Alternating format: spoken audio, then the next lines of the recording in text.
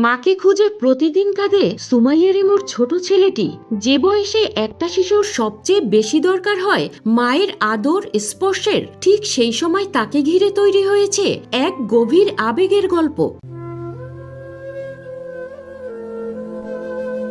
এদিকে বাবা মানিক হাওলাদার একাই চেষ্টা করছেন সন্তানকে সামলাতে, কিন্তু একজন বাবা যতই চেষ্টা করুক মায়ের শূন্যতা কি আসলেই পূরণ করতে পারে? ছোট শিশুটির আবদার, কান্না আর জেদ সামলাতে গিয়ে অনেক সময় মানিকও ভেঙে পড়েন, কখনো কখনো বকাঝকাও করেন, আবার পর মুহূর্তেই বুকের ভিতরে জড়িয়ে আদর করে সবকিছু ঠিক করার চেষ্টা করেন। অন্যদিকে সুমাইয়া রিমুকে ঘিরে সোশ্যাল মিডিয়ায় চলছে নানা আলোচনা সমালোচনা। সে প্রতিনিয়ত তার শরীর প্রদর্শন করে বিভিন্ন ছবি আপলোড করছে। রিমু মানুষকে বোঝানোর চেষ্টা করছে সে মানিকের কাছ থেকে মুক্ত হয়ে আগের জীবন থেকে বেরিয়ে এসে সম্পূর্ণ এক নতুন জগতে চলেছেন।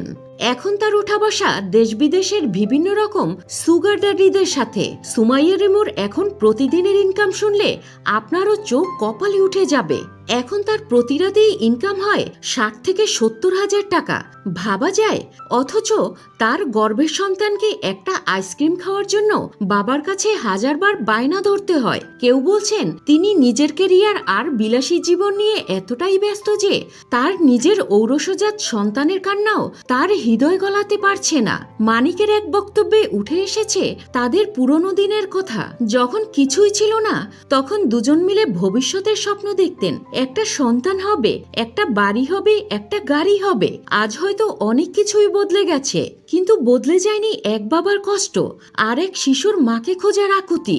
জগতে মায়ের জায়গা কেউই নিতে পারে না। আর তাই এখন অনেকের মনে একটাই প্রশ্ন, এই ছোট্ট শিশুটির ভবিষ্যৎ, তার আবেগ আর শূন্যতা, এসবের দায়িত্ব আসলে কার?